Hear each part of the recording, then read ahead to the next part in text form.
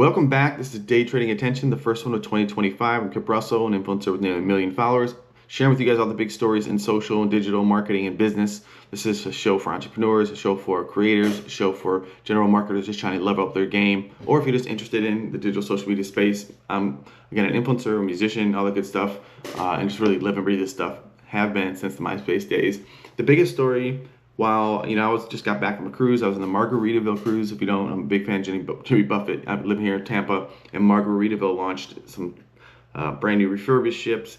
We go from Tampa to different places, and we jumped on one to Cozumel, had a great break, and I am back. But the big story is Trump is filing with the Supreme Court bid to save TikTok. So I think he's showing you where his head's at least temporarily.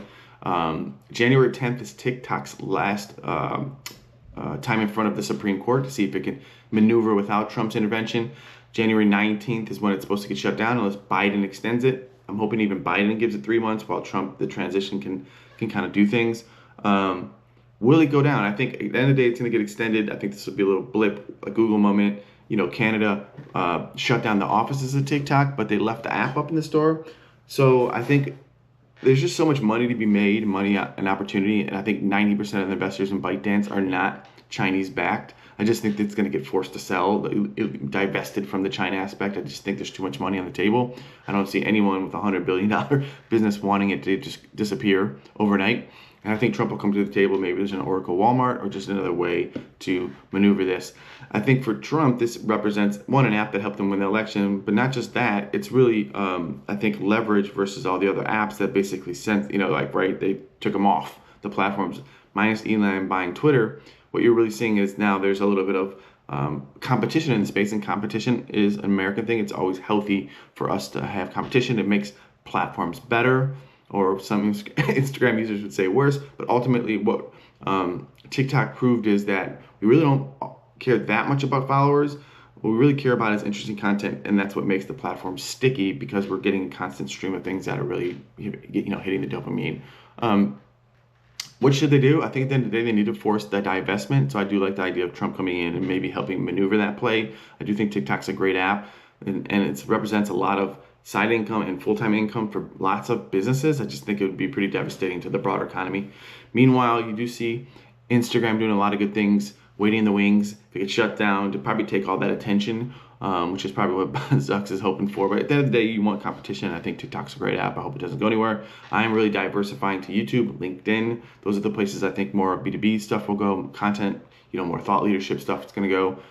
Where TikTok really leans on education and entertainment. I think YouTube, LinkedIn lean on more of that edutainment stuff. So that's where I'm focusing my efforts. I will do some stuff on Instagram. My following is really not based on marketing. I'm just starting to put this stuff out there. So if you're new to me, this is me sharing all the stuff I've been doing for 15 years for other people. So with that, I think TikTok has a little bit more hope now that nothing's going to happen, at least this year, or at least short term, as Trump comes in and tries to negotiate. So maybe January 19th shuts off for a day or something like that, and then January 20th or 21st it's back on, and we're all going to be like, thank God. So crazy world. I do think it gives, having TikTok around gives Trump leverage in different ways. Maybe it's something with trade in China. Maybe it's something to do with tit for tat, like, hey, if you let us, you got to let Instagram. We'll see what happens there. Another big story that I thought was pretty crazy that came out over the break, if you weren't paying attention, is Meta plans to unleash AI bot profiles in its app on Instagram and Facebook to make it more entertaining. This goes back to what has happened over social media over time, where it started off as a place where we like to post kind of daily and share with our friends and family our world. Less and less than that after, I think, really the 2016 election, things got really toxic. People started, older demographics that didn't come up with social started sharing political views, and people just didn't like it. Friendships were lost, families were lost, right? So I think what you've seen is a more curated, less,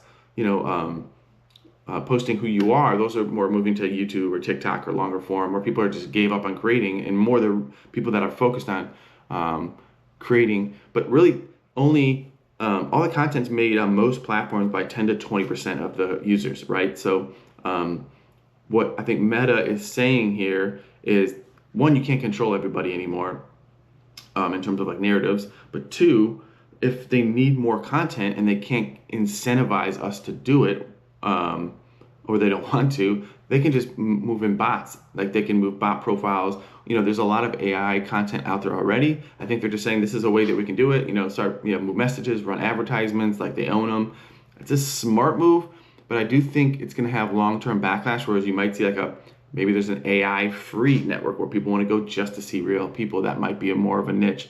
I think I heard some musician marketer, I'm a musician myself, say that Spotify's been doing like white labeled bot music to fill playlists and take more revenue from. So they're, musicians are competing already with bot artists, not just other artists or large artists or people with big pockets.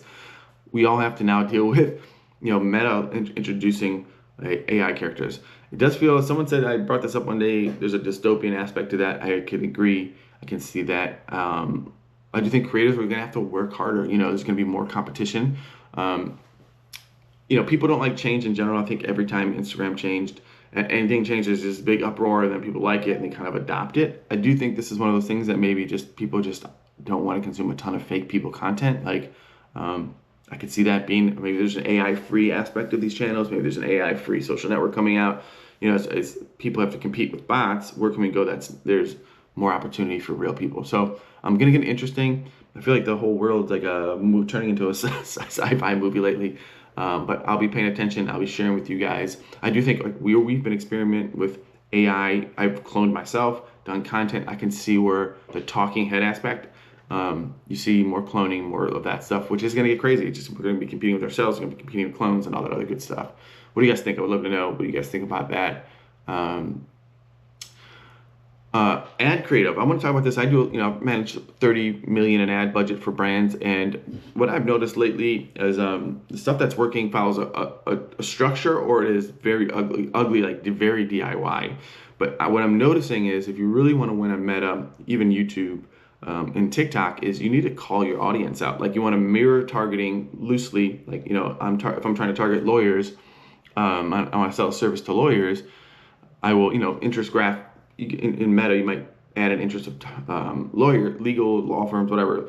That's great. Things are just generally going broader Meta. But what's important is that the ad copy and what you're saying in the video is specifically calling out lawyer, so that one, the AI can scrape it. But two, when people are scrolling, spending time in Reels, the best hook is just calling somebody out.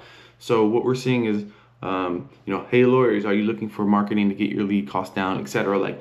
And the structure is hooking by calling them out, and then, or questioning, or something, a very specific question in that hook that is triggering, hey lawyers, and then you're having a sales objections is sort of an education piece, like, hey, are you looking for cheaper leads? Is your website down? Here's how we do it. Like, you kind of explain your value prop to them, and then you hook. If you call now, if you click this button now, you can pick up somebody and basically tell them exactly what's going to happen, and drive to a landing page that basically is doing the same thing. It's a video saying, once you click this link, someone will call you. We'll talk about this. Like, you want to give people, make them guess less, and you can basically treat this as like you're talking to someone one-on-one. We're seeing that structure crush across the board for all of our clients. So I just want to share that piece of information. I think, and it doesn't have to be highly produced at all. It could be just this. I'm just shooting on a GoPro, shooting on a cell phone. Audio doesn't have to be perfect. It just has to feel like you're actually calling them out, and then that will scrape the AI. The targeting gets better on all your platforms, and you should see better conversions across the board. If you're a local business, I would be doing the exact same thing. Hey, are you? Hey, Tampa Bay. Hey, call out your few neighborhoods, and really, hey, are you in the Lake Forest in Chicago, Illinois area?